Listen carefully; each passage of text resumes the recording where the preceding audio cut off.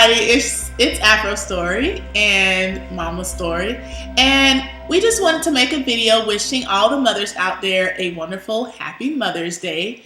And also we wanted to share with you guys a tradition that perhaps you all can adopt if you haven't already or don't know about it already. And it is an African American tradition that neither me or my mom knew about before today.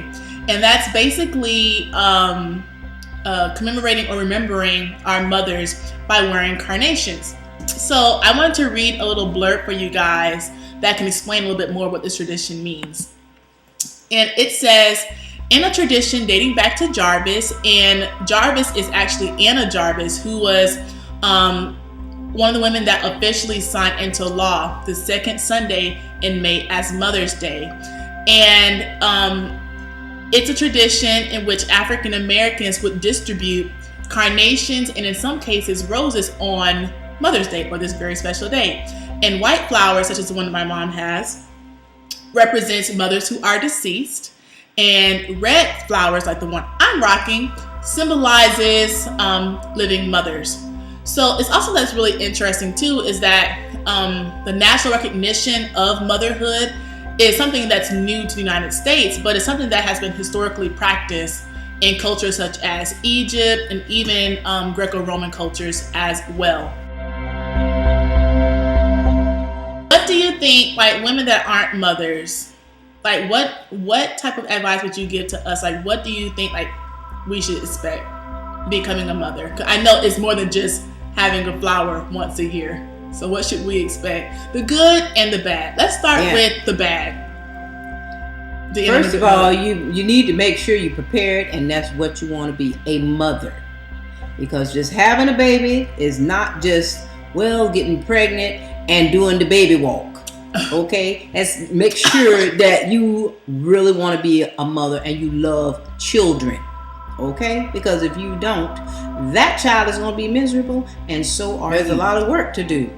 You know, from the time of conception to the time that you give birth and taking care of yourself, your body, your the way you take care of your body, that says a lot as to how you're going to be, how well you're going to be able to take care of that baby. If you're not taking care of yourself when you're in your maternal state, being able to take care of that baby is important.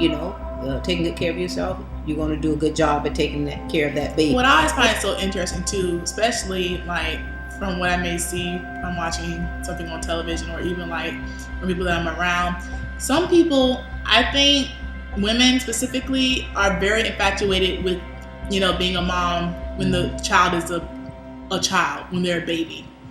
And don't look at the long term, the fact that one day this baby is going to grow older, it's going to become an adolescent, then a teenager, then an adult. So what advice would you give to women for the long term being a mother? One thing about it, you never stop being a mother, regardless of whether from your child being born, from a newborn all the way until that child is an adult, even in their adulthood. Because that child is going to sometimes come to you for advice, because if you are a mother, you have been a mother and been their mother, a parent, over the years, and they're new at this, they're married and what have you, they may ask you questions about, taking care of that baby, or they experience a certain thing with the baby, be it the baby waking up at night crying, or this cough or whatever, like they call a whooping cough. That whooping cough thing, a lot of, the babies do that cough constantly, and they can catch it from like the parent, those type of things. Certain things they may ask the parent, call you and talk to you about certain things. Well, the baby kept tugging at their ears, they tug at their ears and things like that, and crying and this, that, and other. There's a possibility that mom will tell you that's a possibility that your baby got an ear infection. You need to take the baby to the doctor. They'll tell you, your mom might tell you to take the baby to the hospital if the pediatrician's office is not open. Take the baby's temperature. That's a very important thing. Whenever your child is crying constantly, you done fed them, you have bathed them, they have clean clothes and all of that, and you burped them and all that, and they're still crying, there is something else wrong health-wise. And when there's a red flag, when you need to know to take that baby to the hospital emergency room or call that pediatrician right away. And a lot of times the pediatricians, if they're open, they're going to tell you to bring that child right in. So it's always good to take note and make sure that you take note that You know, how long that child's been tugging at their ear. You know, how much crying they've been doing, whether they're not eating, you know, restless or whatever. They've been fussy and all that. All of that stuff is very important being a mommy, to take note and read the signs and know the signs. Because that baby is either hungry, that baby is either soiled, meaning have a wet poo-poo diaper or diaper with urine, okay? And that baby is, you know, hungry. So hungry, the baby may even have a little gas in the tummy. They'll cry when they have gas in their tummy, want to be burped or what have you. Or they want, you know, the diaper changed, like I said. Or they even just want to be held. So my question is this. Before we close out on a happy note, I have one more question. Okay. And this may be a question that may upset some people, but I think it's a question that needs to be asked. So the question is, if I give birth to a child, does that automatically make me a mother? No, that means you have given birth. I'll say it makes you, you can call it a mom or whatever you want to call it, but a mother to me, is, to me, that's more letting you know, a mother to mother a child means the whole package. You got the whole package there. You love that child. You feed that child. You protect that child. You keep that child clean. You take care of that child in their sickness. You don't neglect that child in any way. You don't say anything to that child that you wouldn't want to have been said to you as a child. So, and you teach that child and educate that child. So that's what it takes to be a mother. So that child needs to be in that type of environment. And that's what makes you a mother. And providing for that child. I think it's so interesting. I don't watch Basketball Wives often, but when I do, I'm always amazed at the drama going on. And we talk about it on the phone. It gets crazy and crazier by the week. Real crazy. But one thing that I saw that did stick out to me is Tammy, and when she was getting her psychotherapy or whatever, and she was talking to her mom about it and saying that, you know, her children get hugs from her, but Tammy, she feel like, you know, her and her mother haven't really had an emotional connection or bond like that. Like she hasn't really ask her had for hugs. Her children have that was kind of sad. It choked me up a little bit. So like for me, like I still hug my mom. I still kiss my mom in public, wherever. You betcha. I don't know, it's crazy. Like you betcha. That's my baby. People look at us like we may be like the same age, or like she's my sister. So sometimes it's weird for people, but I love my mom and I have to show that. So that's my baby. So what do you think, like with affection? Like I think, well, I'll say something because I haven't talked that much. Okay. I'll say something what is done for me. The fact that my mom always told me that she loves me, gave me hugs, kisses, you know, let me lay on her lap or lay my head on her lap or whatever like that. Like for me, I felt that gave me security, that gave me a type of protection, a type of belonging, and a type of trust factor. Like I feel like I wasn't wanting for emotion. And I feel sometimes like women, we talk a lot about like the absence of a father or whatever, and like how sometimes that may make women go into relationships prematurely or go into poor relationships.